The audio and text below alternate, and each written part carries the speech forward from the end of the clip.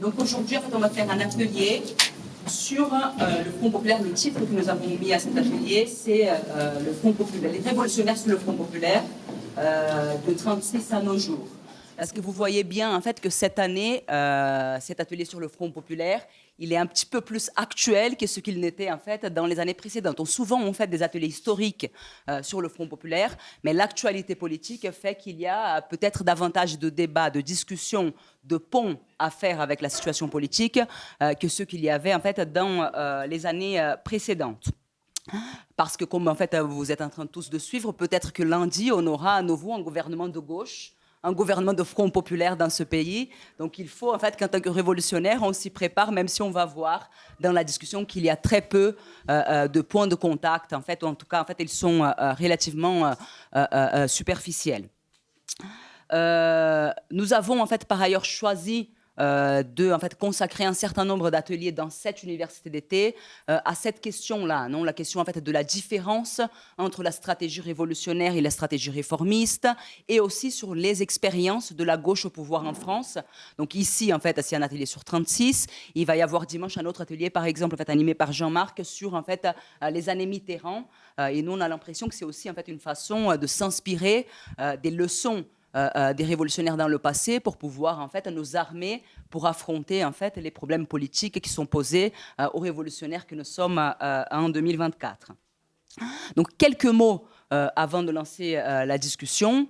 Bon, tout d'abord, si une alliance de gauche aujourd'hui en fait décide de mettre en fait le nom Nouveau Front populaire, c'est bel et bien parce qu'il y a une forme en fait de revendication dans la gauche française en fait de cette expérience qui est souvent en fait liée dans l'imaginaire populaire en tout cas aux acquis de juin 36 et en particulier en fait à la conquête des congés payés et de d'autres acquis de cette période.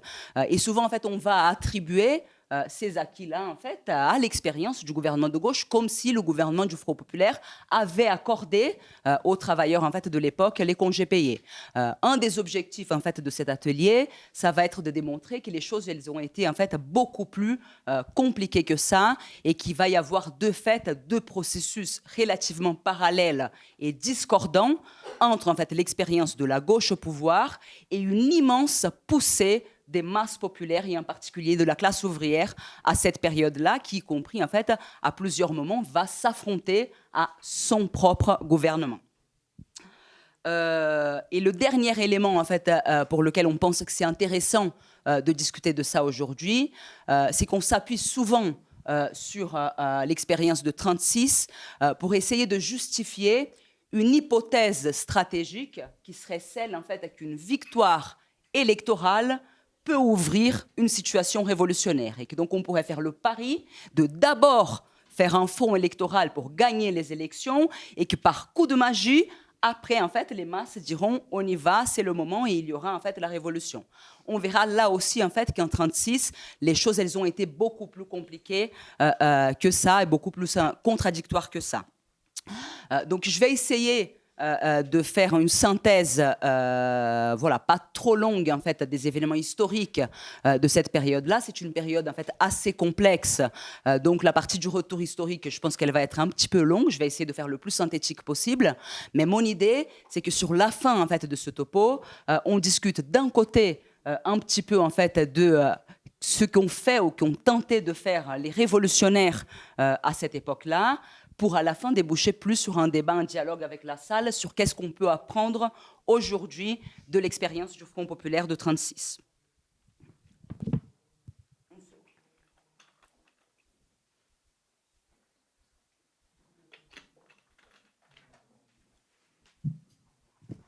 Tout d'abord, les camarades, quelques mots de contexte. Bon, pour beaucoup de camarades, ça peut être peut-être en fait des redites, mais pour d'autres non. Et c'est très difficile de comprendre ces années-là sans comprendre un petit peu en fait le contexte international dans lequel on est au début, milieu des années 30. Bon, je pense que tout le monde sait qu'à la fin en fait, des années 20, 29, plus spécifiquement, en fait, il y a eu une grosse crise économique qui commence aux États-Unis, mais qui va en fait, s'étendre à l'ensemble du globe et en particulier à l'Europe. Nous sommes en fait dans une période qui est une période en fait d'entre-guerres. Donc l'expérience de la Première Guerre mondiale, elle était encore en fait relativement récente. Il y avait en particulier en fait en Allemagne un sentiment en fait de défaite qui était très fort encore parce que en fait l'Allemagne avait été soumise aux accords de Versailles à la sortie de la Première Guerre mondiale, qui était un des accords en fait d'humiliation de l'Allemagne par les autres puissances européennes. Et en fait, il va y avoir très vite un effet de contagion de la crise américaine en Europe. Dès en fait, le début des années 30, il va commencer à y avoir un double processus, donc à la fois de en fait, chômage de masse, et aussi de paupérisation de certaines couches en fait, des classes moyennes, de la petite bourgeoisie agraire qui se faisait confisquer ses terres, etc. etc. Et c'est pendant ces années-là qu'on va voir émerger en fait, pour la première fois le phénomène du fascisme. Donc qu'est-ce que c'était que le fascisme, parce qu'en fait aujourd'hui on utilise le mot fascisme un peu en fait pour tout et n'importe quoi, pour des phénomènes en fait qui sont relativement différents, même s'il y a évidemment en fait de points de contact avec ce qui était à l'origine en fait le phénomène fasciste. Trotsky, qui était encore vivant en fait pendant ces années-là, il va faire une définition qui me semble en fait assez synthétique et assez en fait voilà pertinente de ce qu'est le phénomène fasciste. Il dira en fait que face à des situations en fait de crise très forte, le fascisme en fait est une opération menée en dernière instance en fait au service des intérêts du grand capital pour essayer en fait de faire un lavage de cerveau à échelle massive dans des couches de la classe moyenne déclassée en voie de paupérisation, pour que cette classe moyenne-là rejette la faute de ses propres malheurs, non pas sur la bourgeoisie, mais sur le prolétariat. Et pour constituer autour de ces secteurs déclassés, de classe moyenne désespérée, une espèce en fait d'armée civile qui va utiliser des méthodes de guerre civile pour détruire les organisations politiques, syndicales, associatives du prolétariat. C'est-à-dire un outil qui se sert du désespoir des couches intermédiaires de la société en temps de crise pour détruire le mouvement ouvrier au service du grand patronat qui veut en fait à tout prix que le mouvement ouvrier ne puisse pas apporter lui-même une réponse en fait à la crise économique globale, au chômage, etc. Trotsky dira que en fait, le fascisme, contrairement à ceux qui en pensent beaucoup, ce n'est pas du tout le régime de préférence de la bourgeoisie. Tant que la bourgeoisie peut et qu'il y a une certaine en fait, paix sociale, elle essaye de gouverner, en fait, d'appuyer sa dictature de classe sur en fait, une forme d'apparence de démocratie. Donc c'est la bourgeoisie en fait qui dirige la société, c'est elle qui détient les moyens de production, mais en temps de paix, elle essaie de faire croire en fait que c'est nous qui choisissons qui sont en fait nos gouvernants, qu'il y a une forme de démocratie, que chaque personne a un droit de vote, et ce mécanisme-là est le mécanisme en fait de fonctionnement d'un capitalisme sain, d'un capitalisme normal. Quand le capitalisme il est obligé de recourir à des issues en fait comme le fascisme, c'est en général qu'il craint d'une façon ou d'une autre, en fait, de tout perdre, c'est-à-dire, en fait, qu'il craint le risque de la révolution. Donc, Trotsky dira que le fascisme est la dernière carte de la bourgeoisie pour éviter la révolution prolétarienne. Bon, l'émergence en fait, du phénomène fasciste commence dès les années 30, mais il va y avoir, dès le début des années 30, mais il va y avoir en fait, un événement très important à l'échelle internationale. Il y aura un avant et un après, et je pense que en fait, vous voyez c'est lequel, c'est en fait, l'arrivée de Hitler au pouvoir en 1933 en Allemagne. Cette arrivée en fait, de Hitler au pouvoir, elle est d'autant plus en fait, marquante pour le mouvement ouvrier que l'Allemagne n'était pas n'importe quel pays.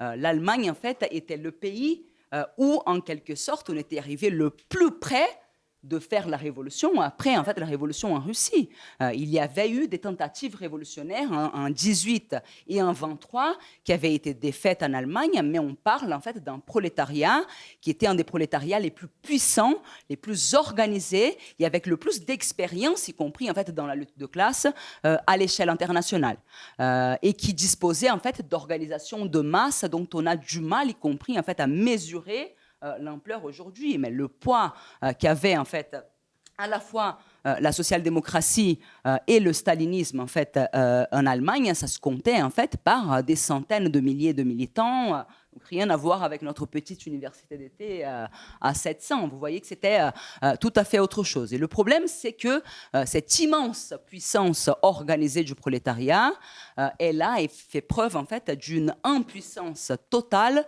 face à la montée de Hitler. Donc le mouvement ouvrier, il va en fait voir monter Hitler totalement divisé. Parce que en fait à l'époque la politique de l'internationale communiste qui avait été fondée après la révolution russe en fait en 1919 pardon. En 1919, elle était déjà en fait en cours de stalinisation, de en fait bureaucratisation, et il y avait à partir de 28 est une année très importante en fait en Union soviétique. C'est le moment en fait où Trotsky est en train d'être définitivement en fait viré à la fois en fait du parti et en fait du pays, quoi, qu'il va partir en exil.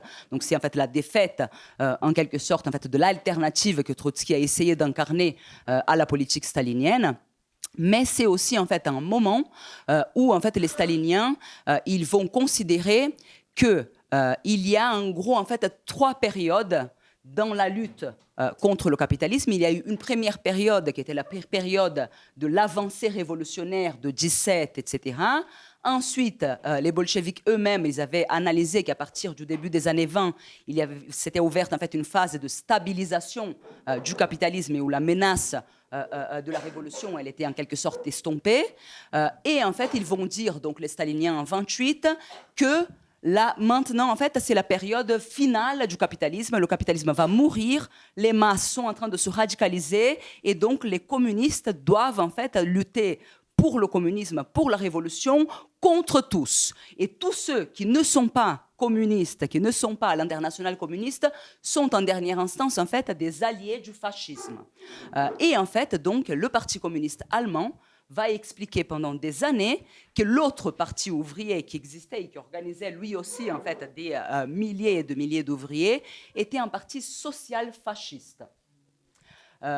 Et donc cette politique-là de division de la classe ouvrière a été du pain béni pour en fait Hitler, qui a pu donc en fait accéder au pouvoir de façon quasiment pacifique, quasiment sans résistance de ce puissant mouvement ouvrier. Trotsky va accorder une importance immense à cet événement-là, parce qu'il dira non seulement c'est une défaite en fait qui marque un avant et un après pour le mouvement ouvrier, mais le pire, c'est qu'une fois que la défaite est venue, les en fait partis communistes n'ont même pas tiré le bilan de ça. Ils n'ont même pas essayé de tirer des conclusions de leur politique.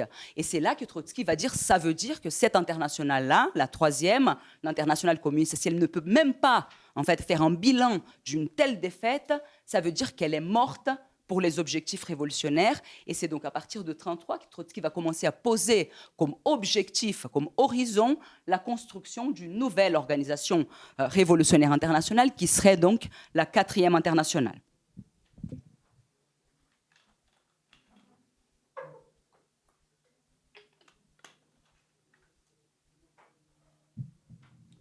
Bon, vous vous en doutez pas que tout ça, en fait, avait quand même un impact relatif en France, quoi. Donc, on va voir pendant, en fait, ces premières années de la décennie, en fait, des années 30, une situation où à la fois il va y avoir, en fait, des effets très forts de la crise économique, chômage de masse, etc., tout ce que je disais avant, mais où on va commencer à voir aussi émerger des ligues qui vont se revendiquer en fait du fascisme, qui vont revendiquer en fait l'idée d'un fascisme un peu comme il y avait en Italie, comme il y avait en Allemagne, en France.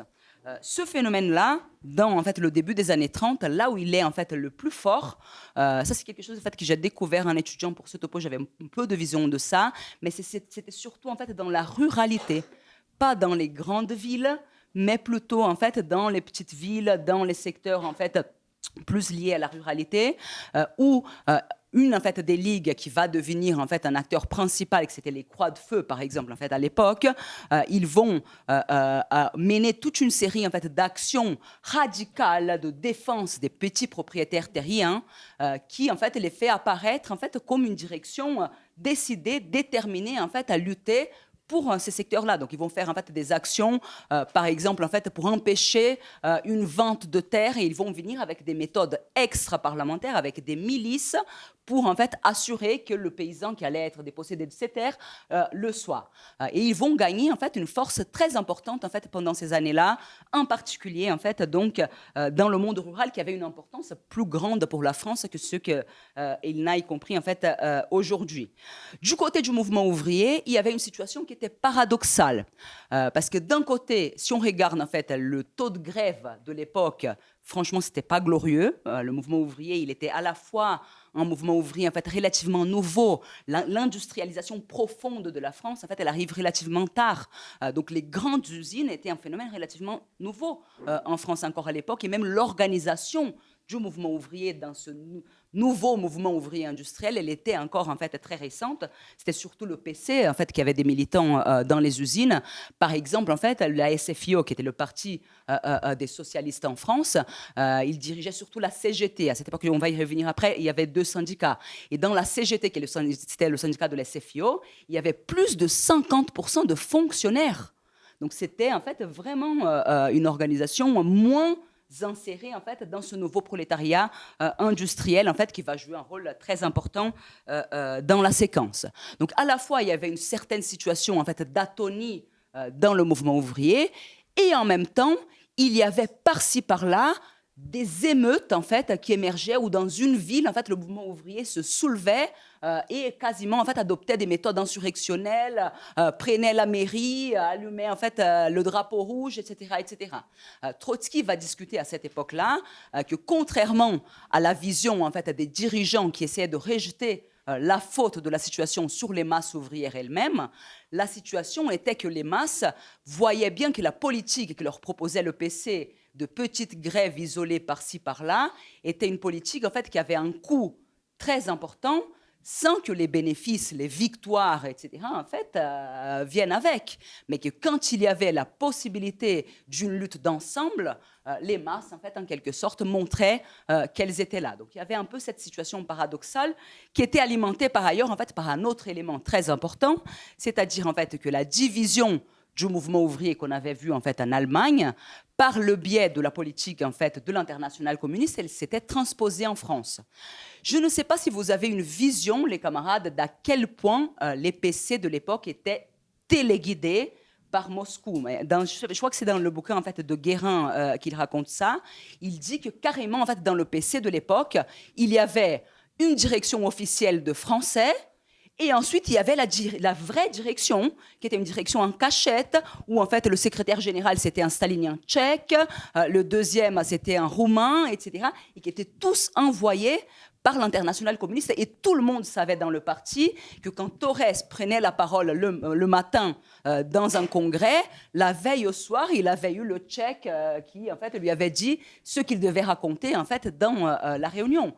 Et donc cette politique en fait de considérer que les SFIO étaient des sociofascistes, que les seuls qui luttaient pour la révolution c'était eux, qu'en fait il fallait une politique classe contre classe, etc., etc., c'était en fait la politique du PC. Et cette politique en fait elle a amené à une division du mouvement ouvrier, pas seulement en fait sur le terrain des partis politiques, mais y compris en fait sur le terrain syndical.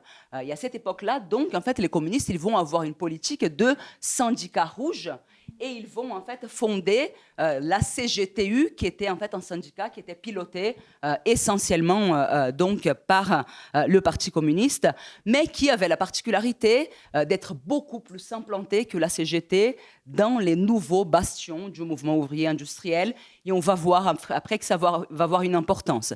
C'est intéressant de voir, y compris, comme cette division entre la CGTU et la CGT, d'une certaine façon, en fait, on la retrouve encore aujourd'hui, en tout cas, en fait, à des traces de ça. Les principales fédérations, en fait, de la CGTU, c'était la métallurgie, c'était la chimie, c'est-à-dire des secteurs qui, jusqu'à maintenant, continuent à avoir un fort poids, des secteurs plus staliniens, etc., dans la CGT actuelle.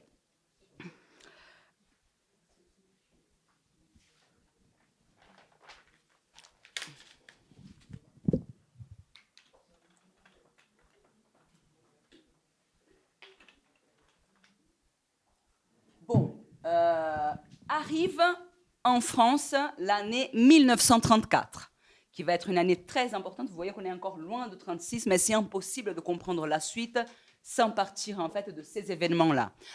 Qu'est-ce qui arrive en fait en 1934? Bon, tout d'abord, il y a en France un scandale de corruption qui après en fait est passé dans l'histoire parce que ça a été un élément déclencheur important des événements, qui est l'affaire Stavisky. Je ne vais pas trop rentrer dans les détails, mais Stavisky, c'était un escroc. Et c'était un escroc, en fait, qui faisait du détournement de fonds à gogo en France. Mais le petit problème, c'est qu'il le faisait avec la collaboration et la complicité de gens qui étaient au pouvoir. Et en fait, au moment où le scandale Stavisky émerge, on va en fait découvrir qu'il y avait des rapports de collaboration de membres du gouvernement en place, qui était le gouvernement Daladier. Daladier était un membre en fait, du Parti radical. On va y revenir sur ce qu'était le Parti radical. Et donc, il y avait plusieurs membres du Parti radical qui avaient contribué, collaboré, gagné un peu d'argent, etc., en fait, dans les affaires criminelles de Stavisky. Donc, vous imaginez bien que ça ouvre un peu une crise en fait, dans le pays. L'extrême droite commence à utiliser cette dégénérescence, la corruption, etc., pour faire de l'agitation dans la rue. Les communistes aussi, en fait, dénoncent les affaires de corruption. Et en fait, il y a le gouvernement Daladier, il est un peu, en fait, voilà, sur le point de tomber. Qu'est-ce qui va faire en fait la gauche à cette époque, et en particulier en fait le Parti socialiste, qui avait une habitude en quelque sorte de travailler avec le Parti radical. Il y avait une dynamique. En fait, le Parti radical, c'était un parti bourgeois, mais qui avait en fait une tradition bourgeoise de gauche, quoi. Je pense qu'on pourrait faire une comparaison avec le Parti socialiste aujourd'hui, c'est-à-dire un parti de gouvernement, mais qui traditionnellement en fait apparaissait comme un parti qui défendait les intérêts des classes moyennes. C'était pas en fait la droite traditionnelle. Et donc en fait le parti radical qui était en fait sur le point de tomber, le PS lui fait une proposition, dit écoute, nous on est prêt à vous soutenir, la SFIO, on est prêt à vous soutenir dans le pouvoir, à condition quand même en fait que vous nous donniez quelque chose. Bon, il se trouve qu'il y avait à l'époque un préfet, c'est un peu l'allemand de l'époque, quoi, un préfet très facho à Paris. En fait, les fascistes, ils considéraient que c'était leur mec au pouvoir, quoi, qu'ils avaient déjà une place au pouvoir en quelque sorte dans la préfecture de police, qui était en fait Chiappe. Et donc le PS demande quoi en fait à Daladier? De couper la tête de Chiappe. C'est-à-dire, en fait, on sort le préfet de droite, comme ça, en fait, on vous soutient, il va vous maintenir au pouvoir avec le soutien du PS. Sauf, en fait, que les ligues fascistes n'ont pas entendu, en fait, voilà, du même son de cloche, quoi. Ils ont dit, déjà, il y a une grande dégénérescence, il y a la corruption et tout ça. En plus, le seul mec qu'on avait, qui était un peu en fait un mec qui le défendait au pouvoir, maintenant en fait on veut le virer. Et donc en fait les émeutes, la manifestation de 6 février 1934, elle va émerger dans une grande mesure comme une réaction donc en fait au fait qu'on ait démis le préfet de Paris et en fait les fascistes qui vont donc appeler à une manifestation place de la Concorde vont faire une manifestation qui est une manifestation avec des éléments assez offensifs. Place de la Concorde, en fait, pour les non-parisiens, c'est juste devant en fait l'Assemblée nationale. Donc on voit bien en fait qu'il y avait un risque et une volonté d'une partie en tout cas en fait des manifestants, d'essayer d'avancer sur l'Assemblée nationale et avec un discours qui était celui en fait de faire tomber le gouvernement. Il y a beaucoup de discussions historiographiques sur le 6 février, les camarades, c'est-à-dire si il y avait une véritable volonté des fascistes de faire un coup d'État et que ce coup d'État en fait il a été échoué, ou si c'était plutôt en fait une répétition générale et que l'objectif des fascistes était exactement celui qu'ils ont obtenu, c'est-à-dire en fait de faire tomber le gouvernement en place et de commencer à préparer en tout cas un rapport de force plus favorable à eux-mêmes en fait dans la période. Ce qu'ils réussissent, c'est-à-dire le gouvernement Daladier, il va tomber et en fait va émerger un autre gouvernement qui va avoir à sa tête aussi un membre du Parti radical, mais le Parti radical étant un parti avec beaucoup d'ailes, c'était un président en fait, de l'aile la plus à droite du Parti radical, qui était en fait quelqu'un qui s'appelait Gaston Doumergue. Et on va voir donc un gouvernement beaucoup plus à droite, beaucoup plus dur avec le mouvement ouvrier, comme une conquête en quelque sorte en fait, des manifestations du 6 février. Quelques mots supplémentaires en fait sur les manifestations du 6 février. Kergoua, dans ce livre qui est très intéressant en fait sur le Front populaire, il trace en fait beaucoup une sorte de physionomie des différentes ligues fascistes et il montre en fait que le niveau de détermination des fascistes il était très inégal et qu'il y a un secteur en fait qui est pas pour rien celui qui va s'imposer le plus par la suite, c'est les Croix de Feu qui étaient un peu plus déterminés, mais que les autres en fait, l'Action française était encore beaucoup plus timide pendant le 6 février. L'autre élément en fait qui est très important qui va se passer ce jour-là, c'est que en fait les communistes sont aussi dans la rue. C'est-à-dire en fait le PC va appeler à manifester ce jour-là dans une manifestation qui est très confuse parce qu'elle est à la fois contre le gouvernement, contre les fascistes, etc. Ils vont appeler à manifester un peu plus loin. Donc en fait je crois que c'est sur le carrefour des Champs-Élysées, pas très loin en fait de Concorde, mais il va y avoir dans la rue une forme en fait de coexistence étrange donc entre à la fois les fascistes et des militants du PC. Il va y avoir des affrontements physiques avec la police, il va y avoir des morts, etc., etc. Donc il va y avoir en fait un grand moment de coupure où en quelque sorte on va avoir un moment de violence politique où les choses commencent à se régler en France, non plus par les urnes, mais aussi en fait par des actions en fait extra-parlementaires, par des actions de violence politique.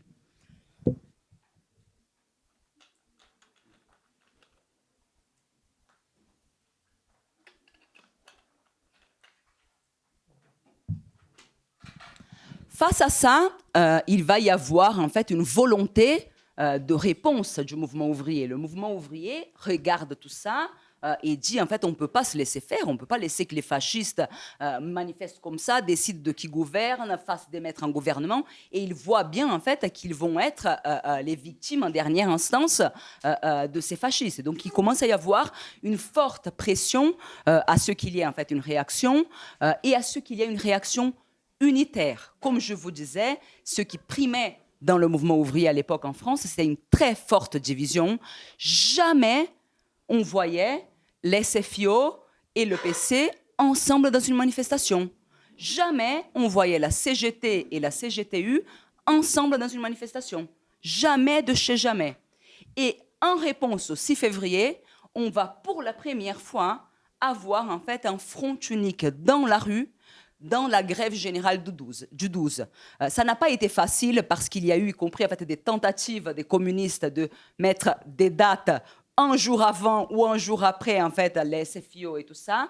Mais en fait, sous la pression des masses, il y a un début aussi de changement de politique de l'internationale communiste sur lequel on va revenir après. On finit par avoir en fait, une journée unitaire le 12, mais les partis appellent quand même en fait, à des rendez-vous séparés. Donc il y a en fait la SFIO et la CGT dans un côté et le PCF et la CGTU dans l'autre. Et les masses en fait qui vont rejoindre par milliers les rues pour que vous ayez une vision. À Paris, ce jour-là, il y avait 1 million de grévistes et 100 000 manifestants dans la rue, vont pousser en quelque sorte à une convergence dans la rue. Il y a en fait des statistiques qui montrent que même contre la volonté des directions, par exemple, en fait, sur, je crois, les 39 villes de plus de 50 000 habitants où il y a eu des manifestations, en fait, le 12, il va y avoir 27 qui vont être unitaires par pression de la base, par pression du mouvement ouvrier, des masses qui avaient pris les rues. À partir de là, il va y avoir en fait un virage politique important dans la politique du Parti communiste, qui n'était pas motivé que par la pression du mouvement ouvrier, par les événements en France, mais qui avait des motivations plus larges et liées en fait au contexte international. Tout le monde commençait à voir que Hitler était en train de se préparer à la guerre.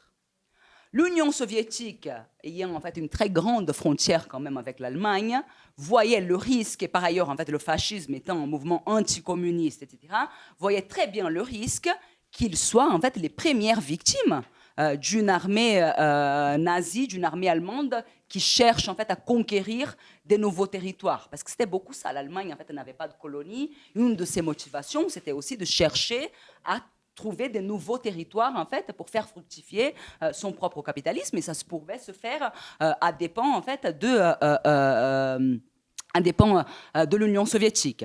Et donc l'Union soviétique va commencer à chercher en fait à trouver des alliés contre Hitler. Et donc elle va passer de la politique de c'est tous des fascistes à une politique de cherchons une alliance avec les démocraties contre les fascistes. Et donc ils vont passer de on ne peut même pas parler à l'SFIO à il faut faire maintenant une alliance jusqu'au parti radical. Contrairement à ce qu'on pense, les camarades, le PC n'était pas l'aile gauche du Front populaire. Le PC était l'aile droite avec le parti radical. Il est avec beaucoup moins d'hésitation à un accord avec le parti radical que les SFIO. Autre chose, c'est que les SFIO se soient plus salis les mains. Mais en fait, le PCF, dès l'année 1934, va commencer à prôner non pas un front unique dans la rue avec d'autres partis ouvriers, mais un front électoral avec un parti bourgeois. De ce point de vue-là, les camarades, il y a une chose très importante à comprendre, parce qu'en fait, ça ne vous échappe pas, le Front populaire français n'était pas le seul Front populaire de l'époque. On va y revenir après, mais il y a un processus qui court en parallèle, qui est le processus espagnol, où il va y avoir aussi en fait, l'émergence d'un Front populaire. Par rapport au Front populaire espagnol, Trotsky disait qu'en fait, il y avait dans le Front populaire espagnol l'ombre de la bourgeoisie. C'est-à-dire en fait, qu'il n'y avait pas la bourgeoisie elle-même, il n'y avait pas un secteur concentré de la bourgeoisie espagnole, mais il y avait quelques bourgeois égarés, type Companys, etc., qui faisaient partie du Front populaire et qui exerçaient quand même en fait, une pression importante. En France, c'était pas ça. C'était pas l'ombre de la bourgeoisie, c'était l'ombre, la chair, les os, tout ça. Le Parti radical était un des principaux partis bourgeois du régime qui gouvernait le pays. Et c'est avec ce parti-là que, en fait, le PC va proposer donc de constituer une alliance pour les années qui suivent.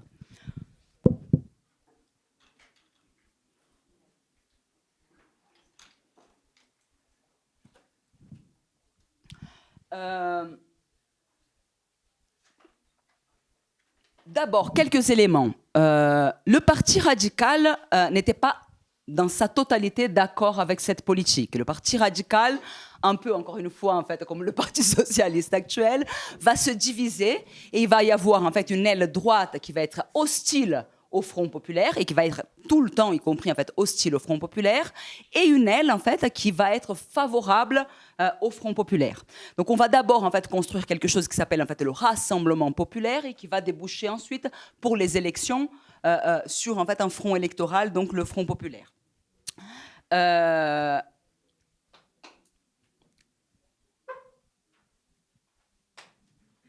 Dans le Front populaire, d'abord, il y a eu en fait une discussion sur le programme.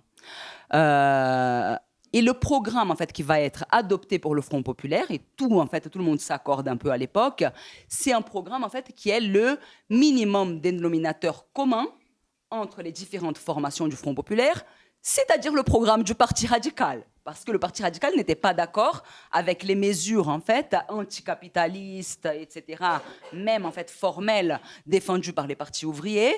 Et donc ce sur quoi en fait ils pouvaient s'accorder, c'était en fait sur ce que prônait le Parti radical, petite augmentation de salaire, c'est-à-dire quelques miettes pour le mouvement ouvrier.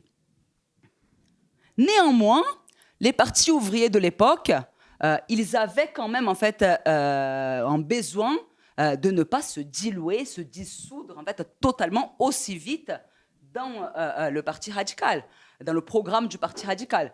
Donc la réalité des élections en fait, de 1936, c'est que le Front populaire n'existe que pour le deuxième tour. Au premier tour, chaque parti se présente sur son propre programme. Et un parti, par exemple, comme la SFIO, se permet de bien gauchir son programme du premier tour pour pouvoir, y compris, sauver son âme et se couvrir de la capitulation qu'ils allaient faire, en fait, au second tour. Je dis ça, les camarades, parce que nous venons d'assister à quelque chose de différent. On a eu, en fait, jusqu'au NPA, qui a, en fait, adopté le programme du Front populaire, qui est le programme du Parti socialiste, dès le premier tour, qui a renoncé à défendre son propre programme au premier tour. En 1936, des partis qui étaient pourtant, en fait, des partis traîtres de la classe ouvrière, considéraient qu'ils avaient quand même en fait, un certain prestige à défendre, qu'ils ne pouvaient pas se dissoudre en fait, aussi rapidement. D'autant plus que l'attitude en fait, du Parti radical était une attitude tout à fait ambiguë vis-à-vis du Front populaire. C'est-à-dire qu'ils entendaient bien utiliser les voix du Front populaire, mais en fait, quand on examine, par exemple, en fait, le nombre de candidats dissidents radicaux qui se sont présentés au second tour contre des candidats en fait, SFIO ou PC, c'est énorme. Il y a une grande partie du Parti radical qui ne joue pas le jeu. Et même de ceux qui jouent le jeu, si on regarde les professions de foi, il y a à peu près 20% des professions de foi des candidats radicaux qui mentionnent le Front populaire. Les autres, ils ne disent rien. C'est-à-dire, en fait, le Parti radical avait une attitude, voilà, pour le moins en fait, ambiguë vis-à-vis de l'alliance avec les partis de gauche. Viennent donc les élections. Je vois si j'oublie quelque chose. Non, je crois que ça va. Viennent les élections. Il va y avoir en fait beaucoup en fait de second tour, donc avec la dynamique de retrait, dissidence, etc. Tout le monde s'attendait quand même à ce que ce soit en fait le Parti radical qui arrive un peu à la tête de la coalition. En tout cas, en fait, le PCF s'attendait à ça et il pensait que c'était juste. Et il disait, comme de toute façon ici, il s'agit de faire un bloc avec les démocraties, le programme qui sera appliqué, en fait, c'est le programme du Parti radical. C'est à eux de diriger le Front populaire. Et nous, en fait, on soutiendra. Chose qu'ils vont maintenir comme attitude, y compris, en fait, une fois que le gouvernement va être constitué. Le premier gouvernement Blum, en fait, il se fait sans la participation du PC. Le PC dit, puisqu'il s'agit d'appliquer le programme du Parti radical, pourquoi on va se salir les mains? Et ils vont laisser les socialistes se salir les mains tout seuls. Non donc, il va y avoir, en fait, un résultat des élections qui va être en quelque sorte en fait, une surprise parce qu'il y avait un processus que Trotsky en fait, va décrire très bien où face à la crise, il y a en fait, la crise du capitalisme, il y a en fait des tendances à la polarisation de la société. C'est-à-dire d'un côté, on va voir émerger des ligues fascistes et on va voir une partie de la campagne française se fasciser, etc. Et de l'autre côté, une bonne partie des anciens électeurs du Parti radical vont chercher en fait des alternatives plus à gauche et beaucoup vont finir en fait par voter SFIO. Et c'est donc en fait l'SFIO qui va avoir le nombre le plus important de députés, de sièges à l'intérieur du Front populaire. Et là, on va faire une petite pause parce que je vais vous donner les chiffres, la composition du Front populaire, parce que c'est intéressant aussi, à mon avis, pour la comparaison avec aujourd'hui.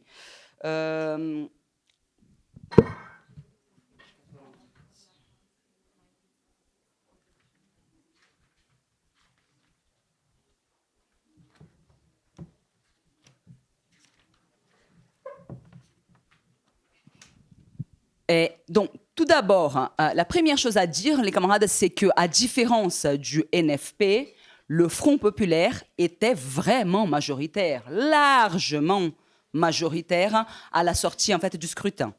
Donc, la totalité des organisations du Front populaire ont cumulé 376 députés contre 214 des formations politiques de la droite. À l'intérieur du Front populaire, le rapport de force était le suivant. 147 députés pour l'SFIO, 106 pour le Parti radical, 72 pour le PC et ensuite une cinquantaine pour des formations plus petites. Et donc on va voir en fait une forte hégémonie de l'SFIO à l'intérieur en fait du bloc parlementaire du Front populaire. Et un peu en fait comme on continue à dire aujourd'hui, la règle faisait que celui qui avait le plus de députés était censé en fait assumer le poste le plus important du gouvernement à l'époque, qui était en fait celui de président du Conseil. Et donc c'est en fait au chef de file des socialistes, Léon Blum, d'assumer la présidence. Il y avait quand même en fait une petite contradiction à l'époque qui va ouvrir en fait une discussion intéressante dans le PS, dans l'SFIO, avant le début du gouvernement de Front populaire. Il y avait une discussion dans laquelle en fait Blum et la direction de l'SFIO établissaient une différence entre la conquête du pouvoir et l'exercice du pouvoir. Vous avez déjà entendu parler de ça? Il disait quoi? Il disait, le programme des socialistes, c'est la conquête du pouvoir par le prolétariat. Mais ça ne peut se faire que par le biais d'une révolution. C'est pas ça qui est en train d'arriver ici. Nous arrivons au pouvoir par la voie démocratique, légale, électorale. Donc ce que nous allons faire, ce n'est pas conquérir le pouvoir pour le prolétariat, mais exercer le pouvoir dans le cadre de la société bourgeoise. Ils vont faire donc une distinction claire et explicite entre les deux. Et plus que ça, parce que s'ils s'arrêtaient là, encore, ils disaient « il ne faut surtout pas utiliser l'exercice du pouvoir pour faciliter la conquête du pouvoir. Il ne faut surtout pas utiliser le gouvernement socialiste pour préparer les conditions de la révolution. » Il disait « les fascistes, qui sont des malhonnêtes, feraient certainement ça. Mais nous, qui sommes des gens bien, des gens honnêtes, nous n'allons pas utiliser notre position dans le gouvernement en fait, pour conquérir le pouvoir. » C'est véritablement en fait, la logique opposée de la logique révolutionnaire. Non je ne sais pas, certains peut-être se souviennent de la discussion que mène en fait, Trotsky sur en fait, la révolution de 23 en Allemagne. C'est-à-dire, est-ce qu'il fallait ou non assumer en fait, des postes dans le gouvernement, un gouvernement de majorité prolétarienne, dans le cadre d'un pays qui n'a pas encore fait la révolution.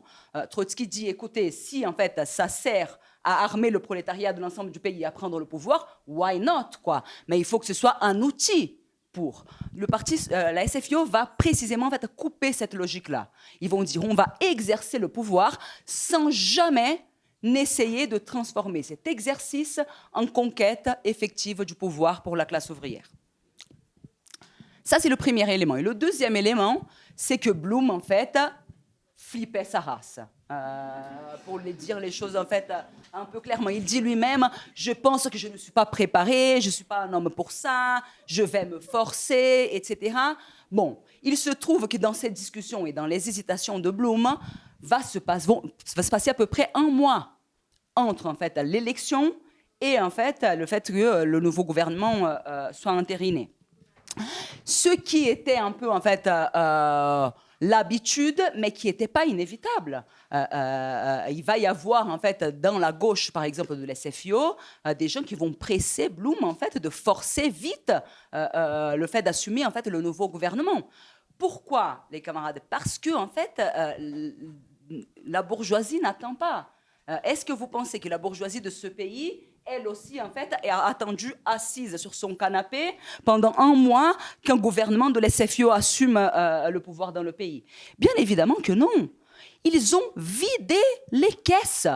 Ils ont profité de ce mois pour vider toutes les caisses, sortir l'or, etc., etc. Et cet élément-là va être un élément fondamental de chantage après, en fait, sur le gouvernement du Front populaire, qui n'avait pas de fonds, qui n'avait pas d'argent, qui avait besoin, en fait, de prendre des emprunts, etc., etc. Pour montrer, en fait, que la logique de l'exercice du pouvoir, de fonctionner dans les règles, on va combattre les fascistes avec des gants en soie, ne fonctionnait pas. Et la réalité, c'est que comme Blum, en fait, il va assumer déjà, en fait, dans un contexte où, en fait, les capitalistes, ils avaient profité, en quelque sorte, en fait, pour prendre de l'avance. Mais heureusement, pour nous, il n'y a pas que les capitalistes qui ont décidé de ne pas attendre en fait, que Blum décide d'assumer le gouvernement. La classe ouvrière va sortir et les grandes grèves de 1936, elles vont commencer précisément dans cet interrègne entre la victoire électorale du Front populaire et le début du gouvernement Blum. Il y a beaucoup de discussions sur en fait, les origines de grève, les raisons, etc. Je vais essayer de poser quelques éléments pour la discussion.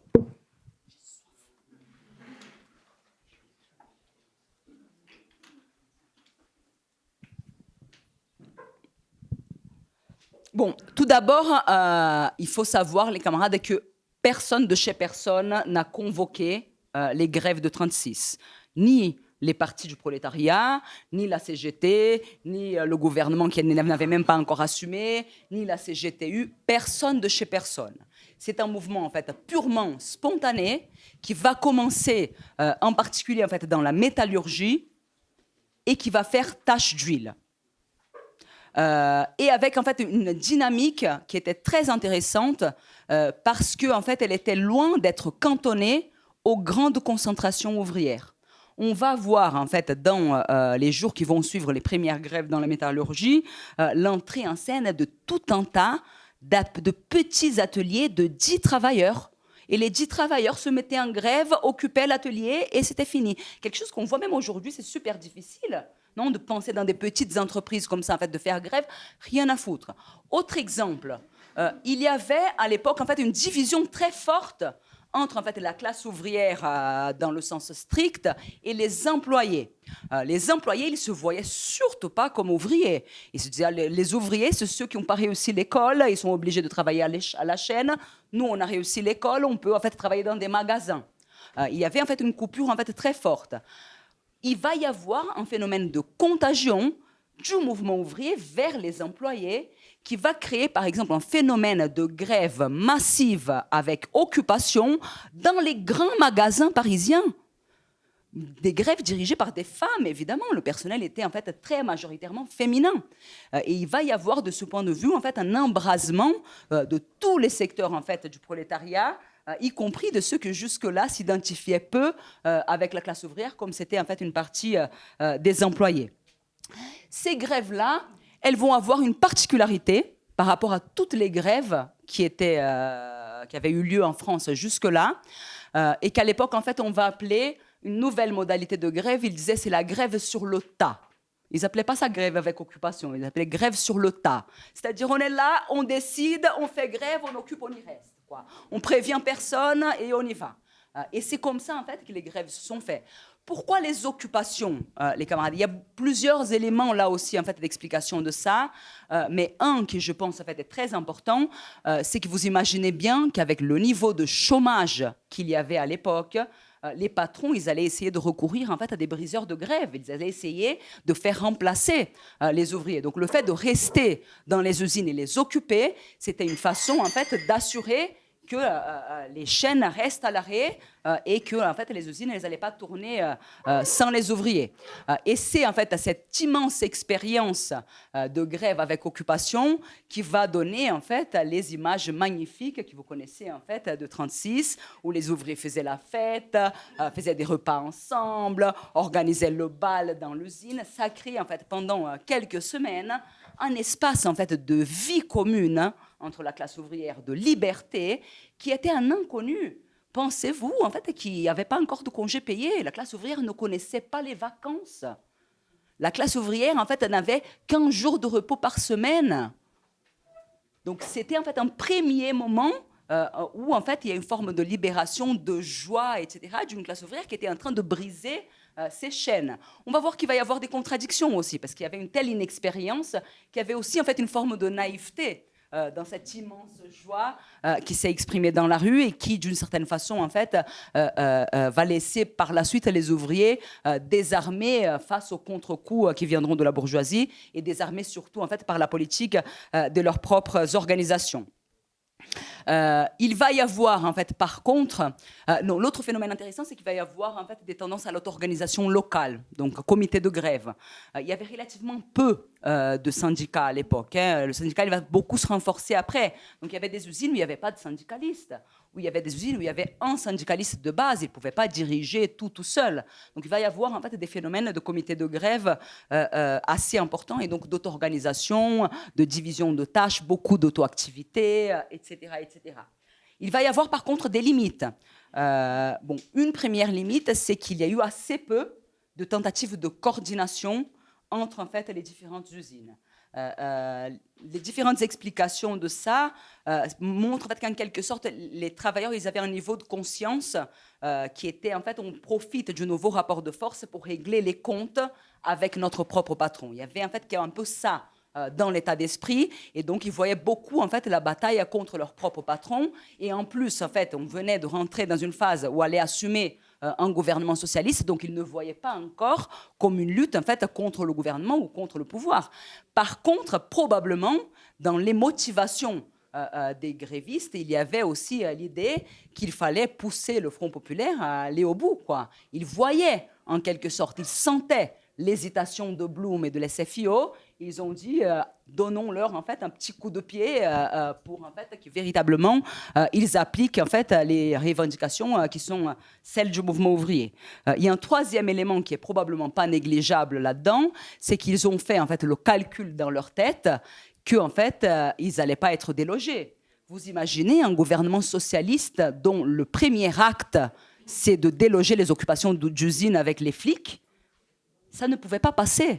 Le gouvernement Blum ne va pas pouvoir en fait virer les ouvriers des usines. Bon, personne ne s'attendait à ça. Le patronat était terrorisé. Et la réalité, c'est que sur les derniers jours, avant en fait, que Blum assume la présidence du Conseil, c'est le patronat qui va le pousser, qui va dire « Arrête, Blum, il faut y aller, il faut que tu assumes pour arrêter les grèves ». Le patronat lui met la pression pour qu'il assume vite, parce que le patronat pensait que c'était le seul qui pouvait, en quelque sorte, mettre fin aux grèves avec occupation. Et c'est en quelque sorte avec ce mandat-là que Blum va assumer. Et la première chose qu'il va faire, en fait, c'est précisément les accords de Matignon, c'est-à-dire essayer de trouver, non pas la façon d'amener les grèves jusqu'à leurs dernières conséquences, mais la façon, en fait, de arrêter les grèves le plus vite possible. Guérin, qui à cette époque-là, en fait, militait à l'intérieur de l'SFIO, raconte que Blum a dit, dans une discussion interne à l'SFIO, que les ouvriers étaient en train de mettre un coup dans la gueule de leur gouvernement. C'est comme ça que la direction de l'SFIO a vécu les grèves de juin. Donc tout le mythe sur le fait que et les grèves et le Front populaire allaient ensemble, etc., ce n'est pas du tout ça. Ce n'est pas du tout comme ça que ça a été vécu par le gouvernement Blum lui-même, les grèves de 1936.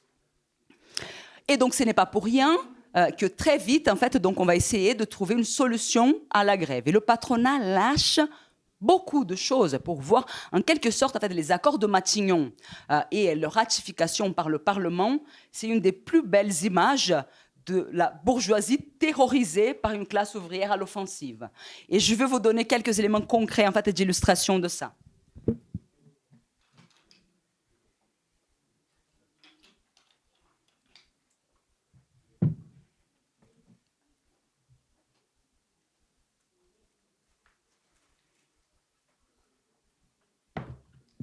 Première chose, les camarades, importante, les congés payés étaient dans le programme du Front populaire?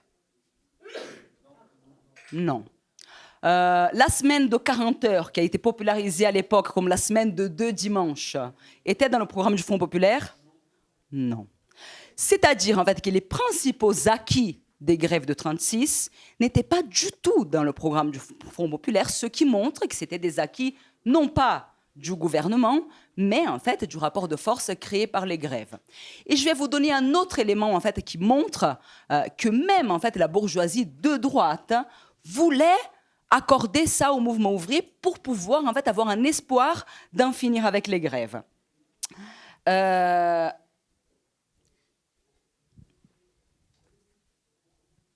C'est ici.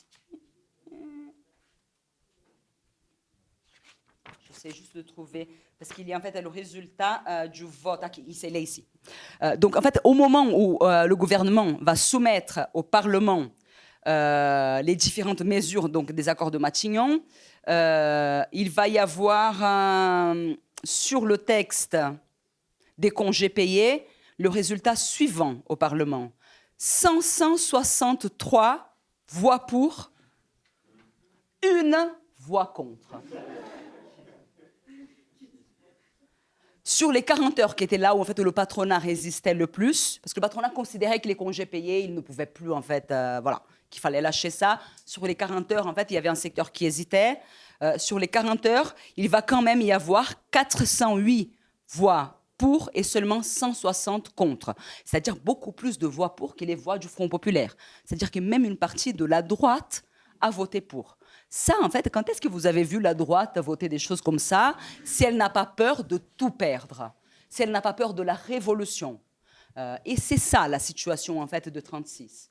Et à partir de là, on va voir, en fait, différentes politiques se dessiner face donc en fait à ce soulèvement spontané des masses.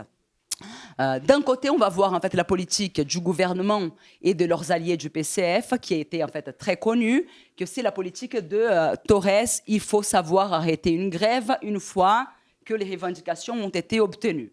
Et en fait, les révolutionnaires de l'époque, on va y revenir après, au même moment, pour que vous voyez en fait les différentes approches, Trotsky écrira un texte dans le journal des trotskistes de l'époque qui s'appelait Lutte ouvrière, le journal, c'est pour ça que Lutte ouvrière s'appelle Lutte ouvrière.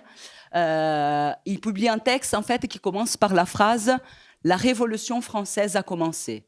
Texte qui ne va jamais voir le jour parce qu'il va être confisqué, le journal, par le gouvernement de Blum, parce que c'était un journal qui appelait la classe ouvrière à aller jusqu'au bout des occupations, etc. Donc ces deux approches, les approches en fait du PC qui, au moment où la classe ouvrière se lève, veut surtout fermer très vite la lutte en fait autour de la conquête de quelques revendications, et les révolutionnaires qui vont voir dans ce processus de soulèvement des masses le début d'un processus révolutionnaire qui pouvait aboutir à une victoire du prolétariat. Trotsky reviendra un peu en arrière là-dessus après. Il dirait est-ce que c'était pas une situation pré-révolutionnaire, mais bon, en tout cas, en fait, il voyait comme l'ouverture, en tout cas, d'une opportunité révolutionnaire en France.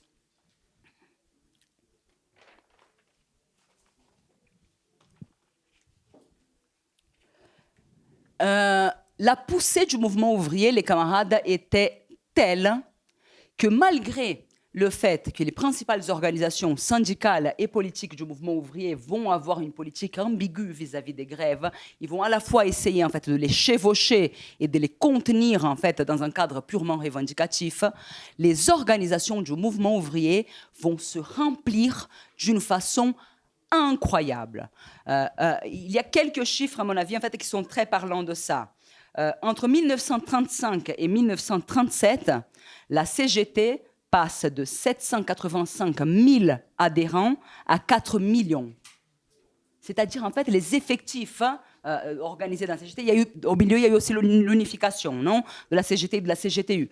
Mais on va, dans un pays de 40 millions d'habitants, avoir un syndicat unifié qui compte, en fait, presque 5 millions d'adhérents. Regardez la force de ce mouvement ouvrier. Et on va aussi avoir en fait une vague d'adhésion très importante à la fois à l'SFIO et au PCF. La SFIO va beaucoup capter en fait dans les secteurs dans lesquels elle était déjà forte, c'est-à-dire plus fonctionnaires et tout ça, mais aussi dans la jeunesse. Elle va beaucoup se renforcer dans la jeunesse, mais par contre dans le mouvement ouvrier industriel, il n'y a pas photo. C'est le PCF en fait qui va, malgré sa politique de trahison, en fait, tirer un énorme profit, et les effectifs du PC vont se multiplier par 4 à l'échelle d'une année, avec un immense poids de jeunes ouvriers dont les grèves de 36 avaient été la première expérience et qui vont par la suite être déformés en fait, par la politique du PC. C'est une des grandes tragédies en fait, de ces années-là. Malgré les camarades, les appels, malgré les accords de Matignon, qui avaient quand même en fait accordé des choses importantes au mouvement ouvrier. Je ne sais pas, en fait, parfois on a du mal à visualiser ça. L'autre jour, j'ai regardé en fait un reportage à la télé sur les premiers congés payés. Et qui a fait beaucoup d'entretiens avec des ouvriers de l'époque qui ont participé aux grèves de 36 et qui, pendant l'été 36, ont pris leur premier congé.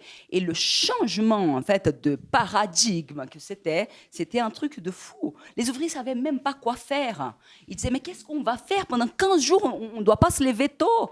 Tu vois, il y avait pas... C'est après qu'on va commencer à organiser, y compris une structure autour des auberges, de vacances, etc., pour qu'ils puissent prendre des vacances, des billets pas chers à la SNCF. Les premières vacances, les ouvriers, ils sont encore en fait, un peu déboussolés, parce que c'est véritablement en fait, quelque chose... un changement, un acquis très important. Pareil, on était passé de 48 heures de travail hebdomadaire dans la plupart en fait, des usines à 40.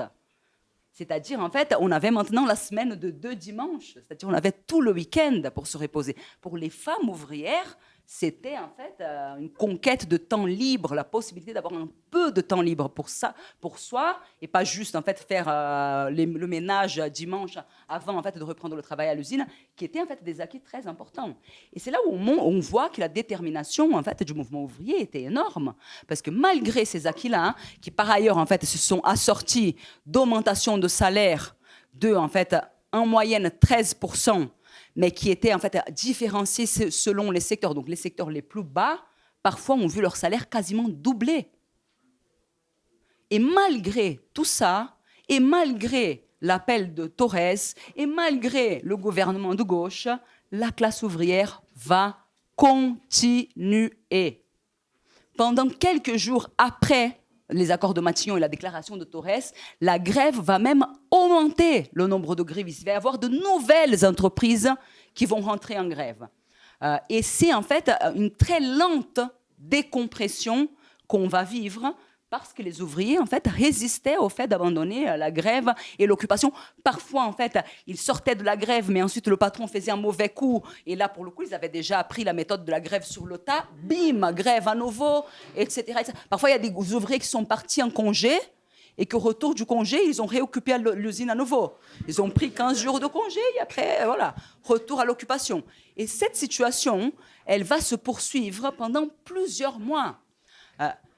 Ce que je veux dire par là, c'est qu'il y a une situation d'offensive en fait de la classe ouvrière qui s'ouvre et qui ne va être en fait fermée définitivement qu'à la fin 38. Donc il y a en fait 1 an et demi de poussée de la classe ouvrière malgré la politique de ses directions, malgré la politique du gouvernement. Il va y avoir, les camarades, très vite un événement. Je ne suis pas en train de mesurer mon temps là. Il va y avoir très vite un événement très important qui est en fait le début de la guerre d'Espagne. Non, la guerre d'Espagne, en fait, elle commence en juillet 36. Vous voyez qu'il y a quand même une concomitance presque parfaite entre les deux processus. Et bon, comme vous savez, en fait, en Espagne, si vous ne savez pas, moi j'ai fait une formation sur ça qui est en ligne, qui je pense modestement qui est pas mal, sur la Révolution espagnole. Si vous voulez l'écouter après, je pense que ça peut aider en fait, à compléter celle d'aujourd'hui. Mais il y avait en fait un processus révolutionnaire qui avait commencé assez tôt, en fait, dès le début des années 30, qui avait déjà fait chuter la monarchie. Il y avait eu 2 années en fait, de contre-coups, etc. Et à nouveau, on était en fait, dans une phase de poussée du mouvement ouvrier. Il y a une victoire en fait, électorale aussi du Front populaire en 1936. Mais là, pour le coup, en fait, il y a une réponse des fascistes qui est de déclarer en fait, très vite une guerre civile.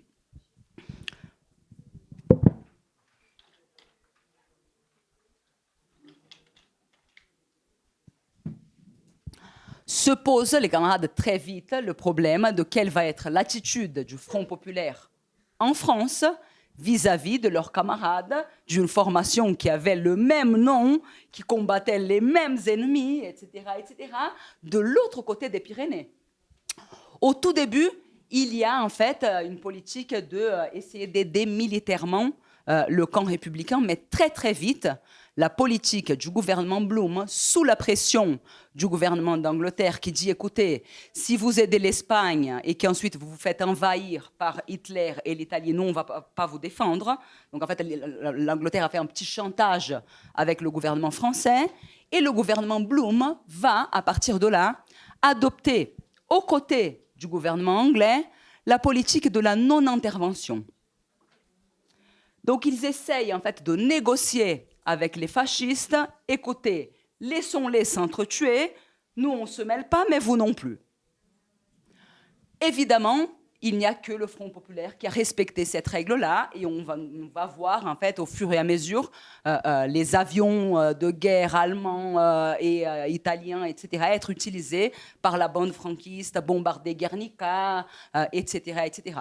C'est-à-dire en fait que seulement 1 mois après l'arrivée du Front populaire en France, il va y avoir en fait une trahison vis-à-vis de la Révolution espagnole, qui est une trahison majeure. On va laisser seuls les ouvriers espagnols en fait, se battre contre en fait, des fascistes qui disposaient de l'arsenal de l'armée.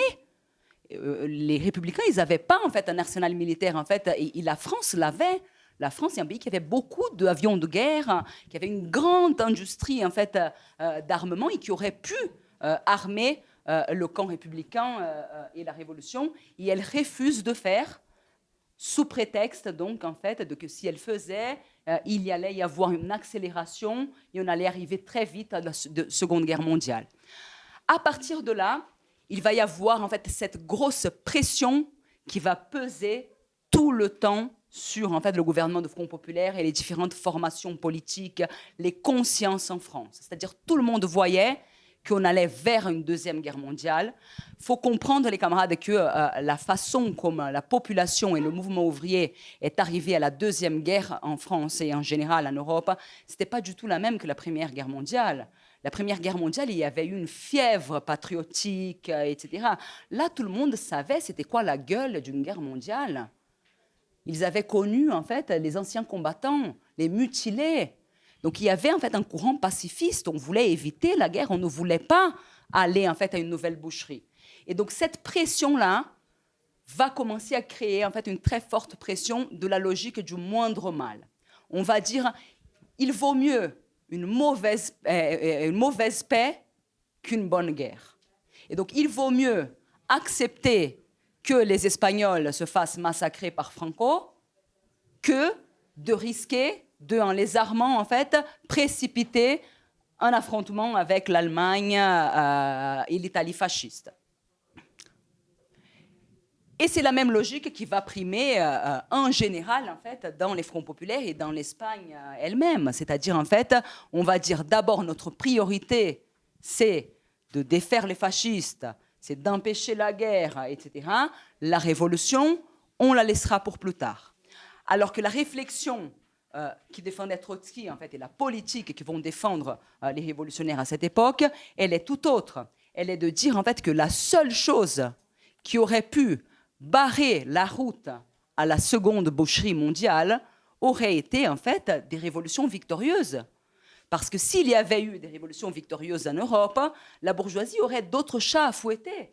Elle serait en fait occupée à essayer en fait de mater les processus révolutionnaires.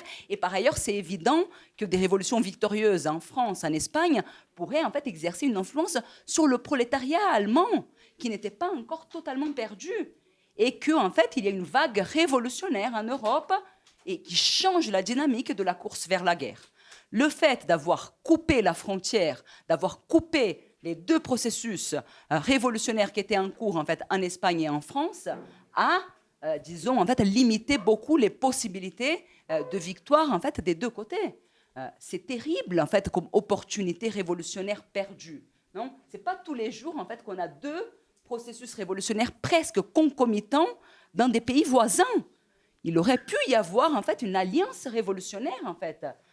Entre les prolétariats espagnols et français. Prolétariat espagnol qui, par ailleurs, avait plus d'expérience que le prolétariat français. Et en fait, cette expérience-là, elle va être empêchée par le gouvernement Blum. Toute la politique vis-à-vis de l'Espagne est une politique catastrophique. Il y a eu pendant très longtemps un mythe selon lequel, par en haut, il faisait la politique de la non-intervention, mais par en bas, il filait quand même des armes. C'est du pipeau, ça.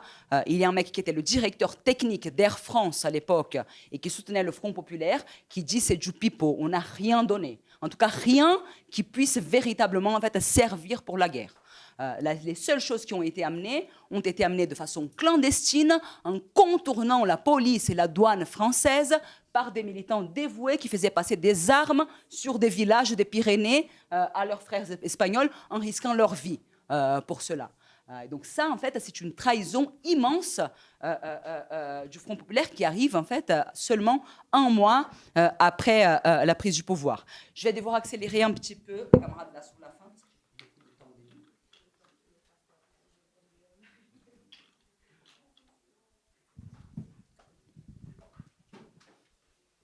À partir de là, il va y avoir en fait une logique, il va commencer à y avoir beaucoup de pression, parce que la réalité, c'est que comme le gouvernement en fait commence à, en quelque sorte, réussir quand même à ce que les grèves s'estompent, le rapport de force qui existait en mai-juin, il commence à se dégrader. Et de la même façon en fait, que la réaction avait utilisé le mois d'hésitation de Blum, elle va à nouveau en fait, utiliser la pause qui va imposer de fait Blum dans les acquis sociaux pour en fait, se préparer sur différents terrains. D'un côté, il va y avoir un immense chantage financier de la bourgeoisie qui va dire en fait voilà, on va couper les vivres du gouvernement et le gouvernement va devoir quémander des emprunts, etc., etc.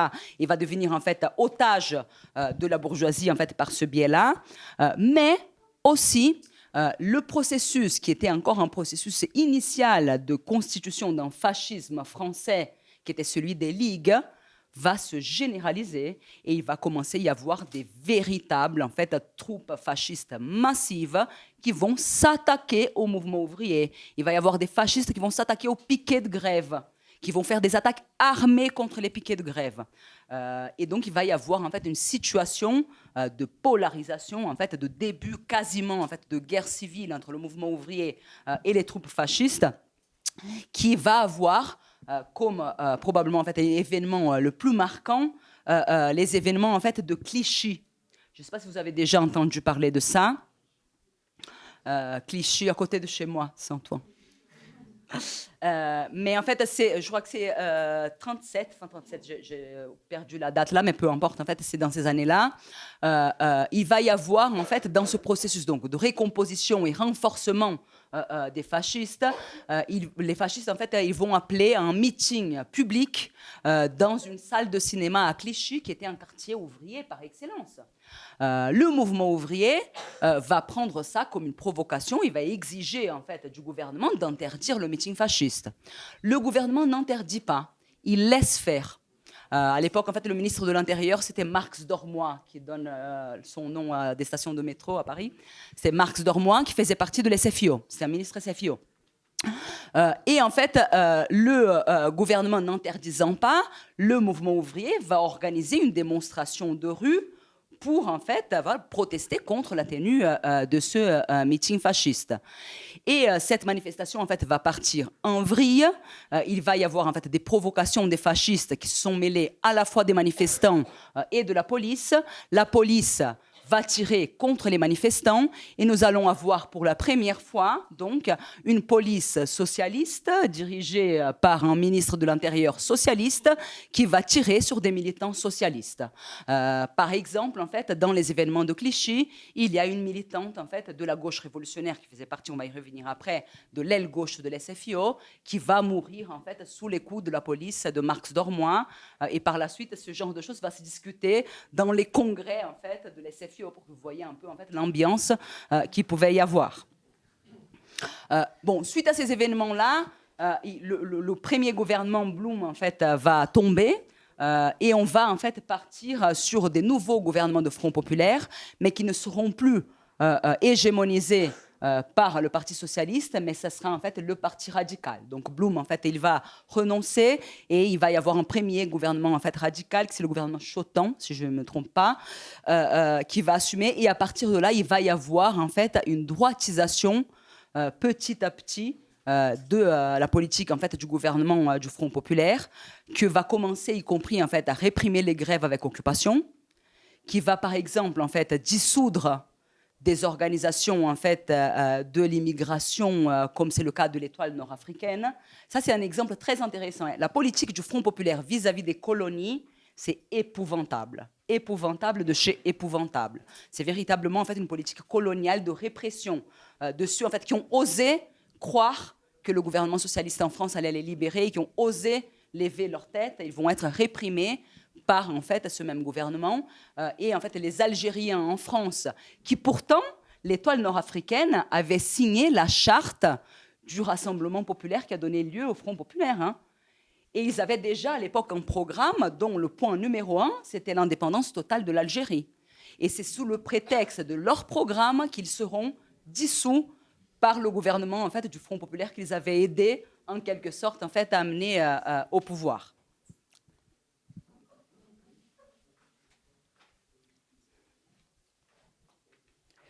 Et toute cette histoire, bon, Blum, il revient encore une fois en fait au pouvoir. Il essaye de constituer de plus en plus en fait un gouvernement d'union nationale.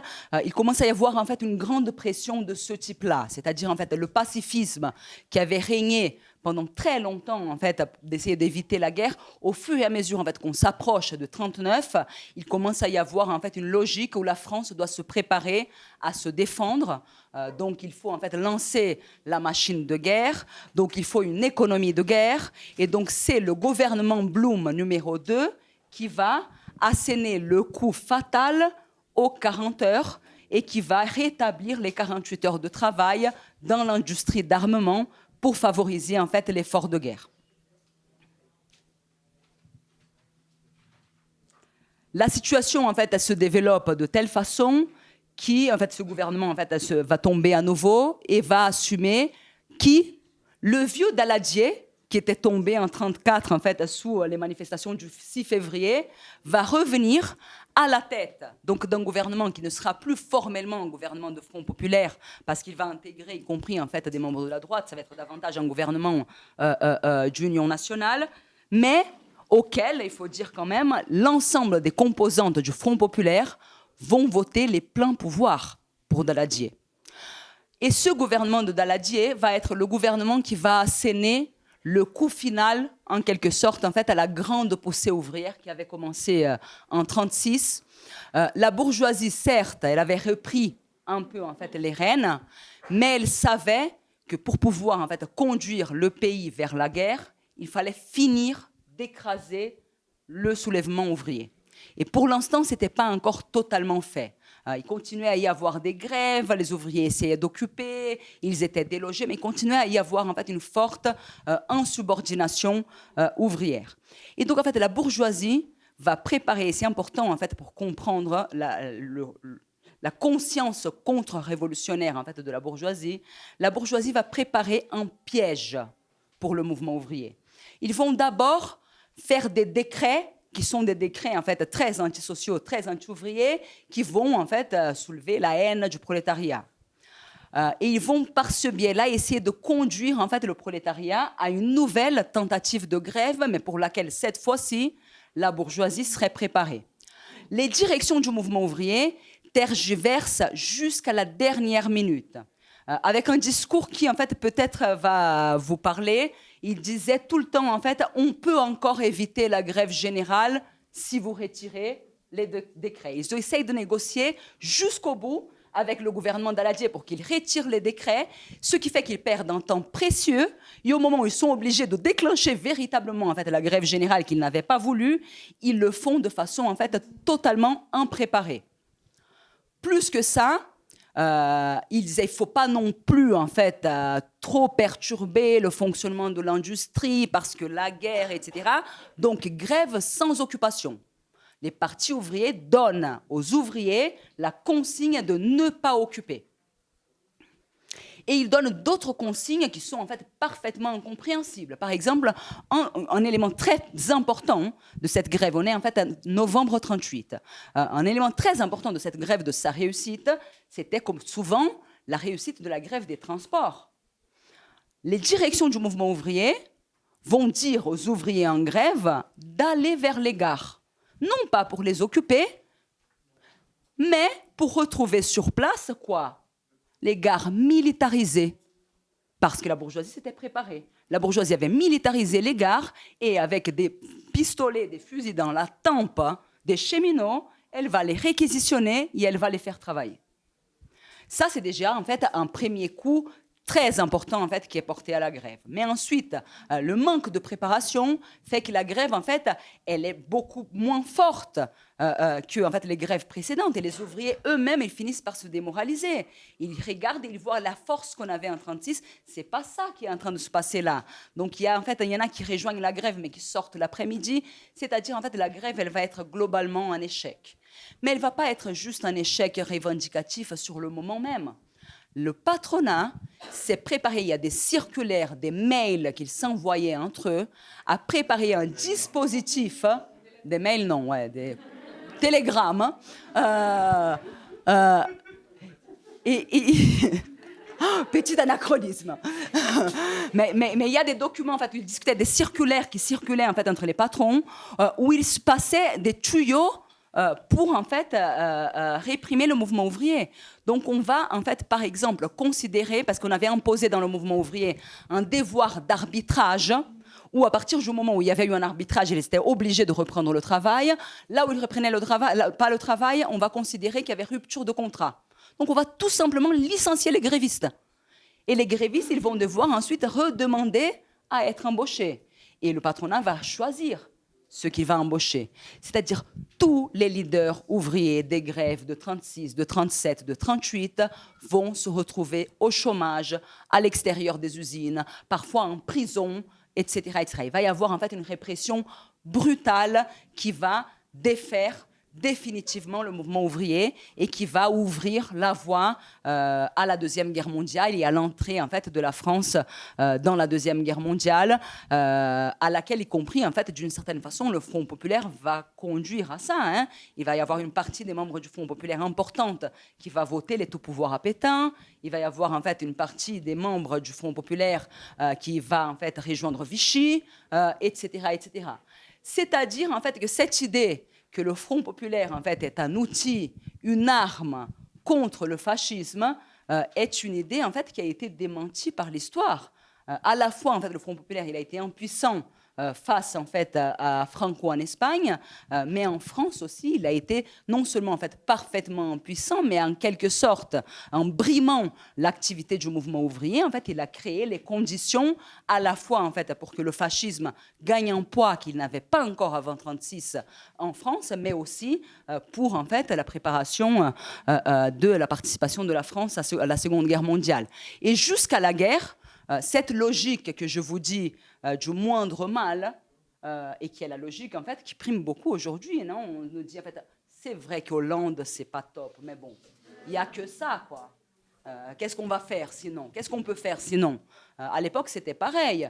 Il disait, écoutez, Pétain, c'est pas tout à fait ça, mais si c'est pas Vichy, c'est l'occupation tout court.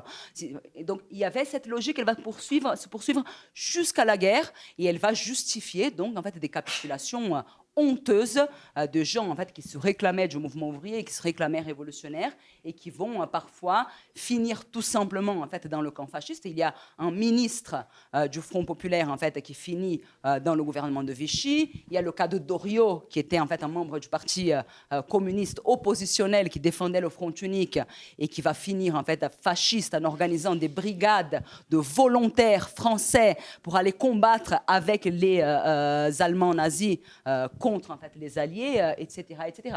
Mais toute cette parenthèse tragique, en quelque sorte, en fait, de l'histoire française, il a été préparé par cette défaite terrible qui a été la défaite de la poussée ouvrière de 1936.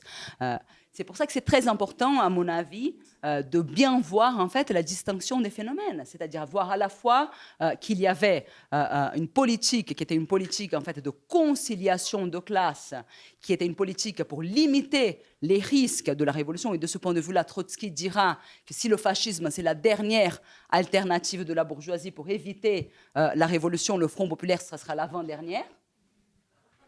Et à la fois, il y a eu en fait une poussée de masse qui, loin d'être en fait impulsée par le gouvernement, a dû s'affronter au gouvernement et a été dans une grande mesure en fait désarmée par le gouvernement de Front populaire face à la montée du fascisme, et qui a été en fait la tragédie qu'on connaît pour la suite.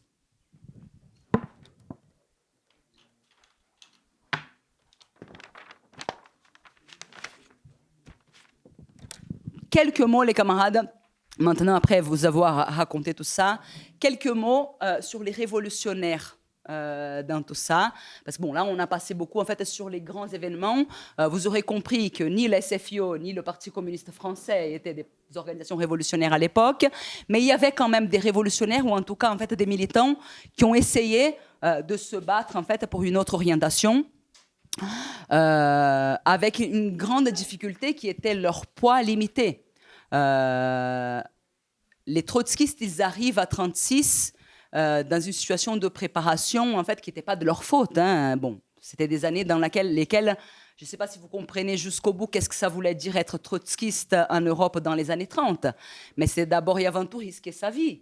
On a, dans les années 30, en France seulement, 3 dirigeants en fait, du courant trotskiste qui vont être assassinés par les staliniens. Il y a Rudolf Clement, il y a Ignaz Reiss et il y a en fait le fils de Trotsky qui meurt en fait dans des conditions très étranges dans un hôpital. Et on soupçonne aussi qu'il a été en fait empoisonné. C'était en fait voilà se faire tabasser, se faire chasser. Les révolutionnaires en fait de la révolution espagnole se sont fait tuer directement en fait par les staliniens aussi. Donc il y avait en fait une situation très difficile, très à contre-courant. Le Parti communiste était par ailleurs en fait un parti qui avait un poids de masse, qui avait beaucoup d'ouvriers dedans. Donc je peux vous assurer que c'était plus à contre-courant que de militer contre le nouveau Front populaire. Hein. C'était extrêmement dur, quoi. Et dans ces conditions, dès 1934, en fait, Trotsky, il va voir qu'il y a un décalage entre les événements qui se préparent en France et le parti qu'il avait réussi à construire jusque-là. Et c'est ce qui va motiver, y compris, une série en fait, de tentatives tactiques de voir si on pouvait en fait, raccourcir les temps de la construction d'une organisation révolutionnaire. C'est avec en fait, cette idée-là que Trotsky va proposer aux trotskistes en fait, de rentrer dans l'SFIO. Donc avant le Front populaire, il y a une phase en fait, de plusieurs mois dans lesquels en fait, les trotskistes militent à drapeau déployé à l'intérieur de l'SFIO. C'est l'expérience de l'entrisme.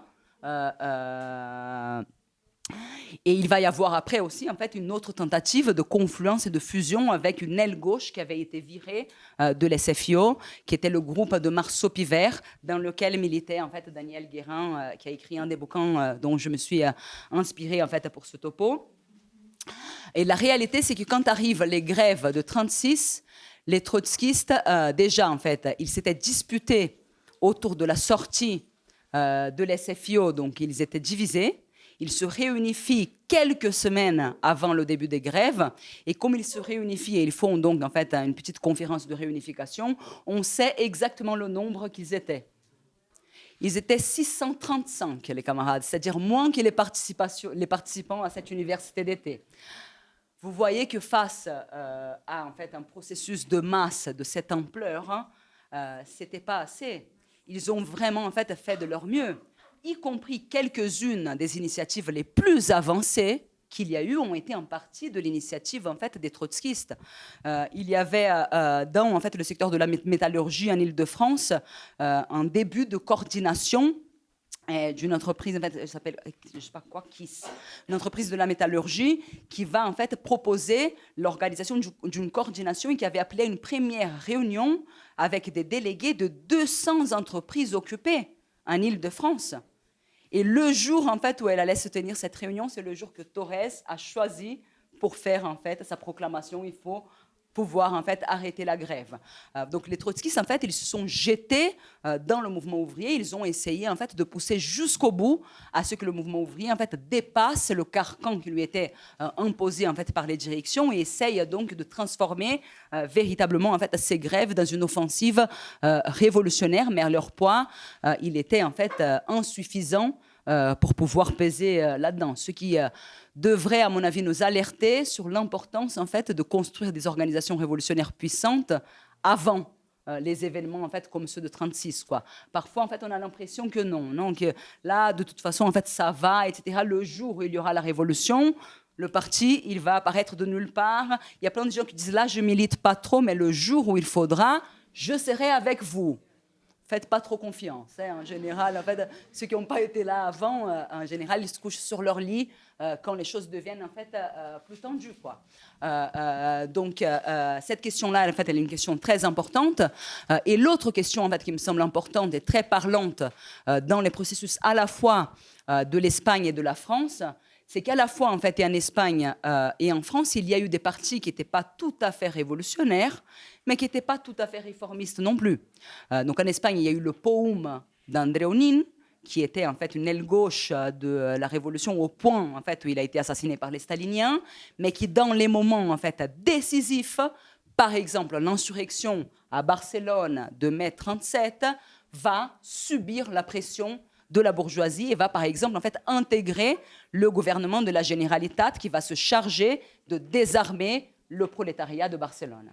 Et de la même façon, en fait, l'aile gauche de l'SFIO, qui s'appelait en fait d'abord Gauche révolutionnaire et qui ensuite sera virée et va constituer en fait le Parti socialiste ouvrier et paysan, le PSOP, va à plusieurs moments avoir une lecture plus correcte de la situation, va s'opposer en interne aux coups en fait les plus à droite du gouvernement Blum, mais vont en fait pendant très longtemps, pendant beaucoup trop longtemps, être de fait une caution de gauche du Front populaire. Ils ne voulaient pas en fait se couper du Front populaire, donc ils exprimaient leurs critiques en interne, mais vis-à-vis du prolétariat, c'était Marceau Pivert qui organisait les meetings de Léon Blum, qui le présentait comme le chef vénéré du prolétariat français. Ils n'ont rien dit publiquement sur la plupart en fait, des trahisons du gouvernement Blum.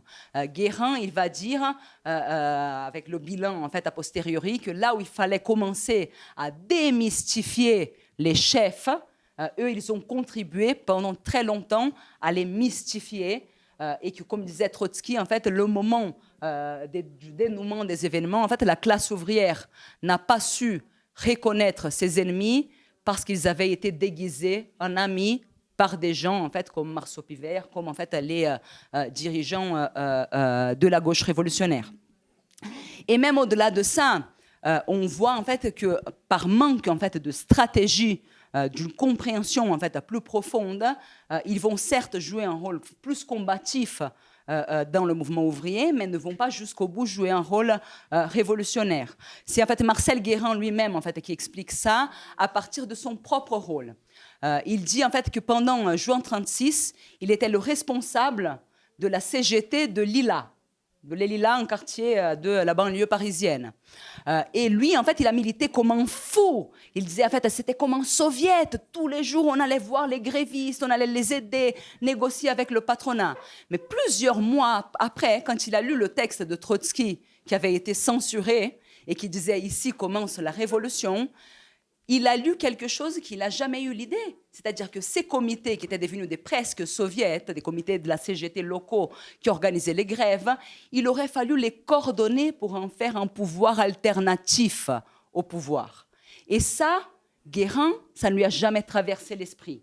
Il a dit contradictoirement, j'allais dans les boîtes pour soutenir les ouvriers, mais pour finir les grèves, pour négocier avec le patron, pour que le patron accorde les revendications et pour que les grèves se terminent. Donc il était encore dans la logique de prendre en fait, les grèves de 1936 comme des grèves revendicatives et pas comme le début d'une opportunité révolutionnaire qu'il fallait pousser jusqu'au bout et transformer en fait, la grève générale en grève politique et en lutte pour le pouvoir. Tout ça, c'est pour dire, les camarades, que quand il y a des situations révolutionnaires, personne ne remplace les révolutionnaires. Et que même des militants très combatifs, même ceux qui disent, en fait, on soutient le Front populaire, mais on sait qu'ils sont droitiers, et donc nous, on va se battre, on va faire pression, on va faire des grèves. Vous entendez des discours un peu comme ça autour de vous, ou pas? Cette logique-là, Marceau Pivert, les dirigeants en fait, de la GR, appelaient le Front populaire de combat. Il disait, nous, on est dans le Front populaire, mais notre Front populaire à nous, il est de combat. Donc, on peut être dans un accord avec la bourgeoisie, à l'échelle du gouvernement, à condition qu'il y ait des bons militants qui poussent pour que les travailleurs, en fait, poussent le gouvernement à, etc., etc. Bon, l'expérience de 1936, elle montre, en fait, dans une grande mesure, l'échec de cette logique-là. Et donc, c'est pour ça qu'il nous a semblé intéressant et important de revenir un peu, en fait, sur tout ça ici, parce qu'en fait, on a l'impression que dans une situation où il n'y a pas encore en fait, les grèves de 1936, ni tout ça, il y a déjà en fait, une logique de moindre mal, une logique en dernière instance en fait, de capitulation à l'union de la gauche, une logique en fait, de penser que ce n'est pas très grave si on fait un front électoral dans lequel on est colistier de François Hollande et de l'ancien ministre macroniste qui a été en fait, un des artisans de la réforme des retraites. Tout ça, ça va, ça passe. Et la réalité, c'est que l'expérience du Front populaire dont ces gens-là se revendiquent est la meilleure preuve que cette stratégie-là, elle ne peut que conduire à l'échec et que c'est en fait la stratégie révolutionnaire qui peut véritablement combattre le fascisme et imposer en fait les intérêts du prolétariat. Voilà, je m'arrête là pour essayer en fait de lancer la discussion.